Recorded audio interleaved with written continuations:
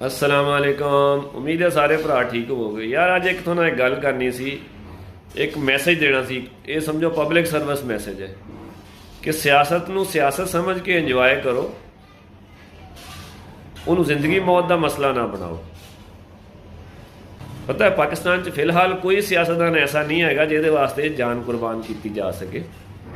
तो इसलिए सियासत नूं सिर्फ सियासत की हद तक रखो, लड़ाई झगड़ियां तो दूर रहो, तो अपनियां सलाहियतां, अपनी जवानी, अपनी ताकत, अपना दिमाग अपने मुल्क वास्ते, अपने घर वास्ते, अपने बीवी बच्चों वास्ते, माँ बाप वास्ते, तो अपने कम वास्ते इस्तेमाल करो।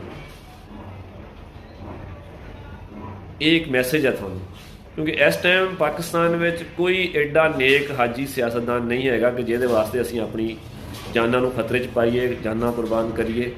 सारे ही एको ही फुल, एको ही वेल के तुम्बे आ, जिहड़े पंजाब च कहंदे ने ना, एको ही वेल के तुम्बे आ, वो सारे ही थे होने।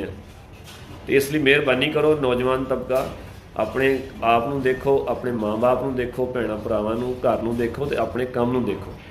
ये अगर कोई तालीम हासिल कर रहा तो अपनी तालीम नूं देखे। मैं यही मैसेज देना सी अपने भरावां नूं। सियासत नूं सिर्फ सियासत की हद तक रखो। ठीक है, पार्टियां सारिਆਂ ਨੂੰ अच्छी लगदियां, किसी को कोई लीडर अच्छा लगता है, तो वो कसर तुसीं जिद्दण वोट पैंदे आ उद्दण कढ लिया करो जाके।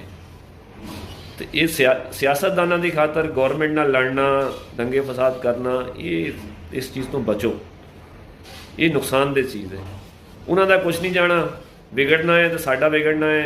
अगर खुदा ना खास्ता कोई हादसा हो जाए या कोई दुनिया तो चला जाए, तो पिछे वाले माँ बाप भैन भरा रोंदे रहंदे ने, तो सियासतदान अगले दिन फिर उससे अपनी अपनी जगह पर मौजूद होंगे ने, तो बकवास कर रहे होंगे ने।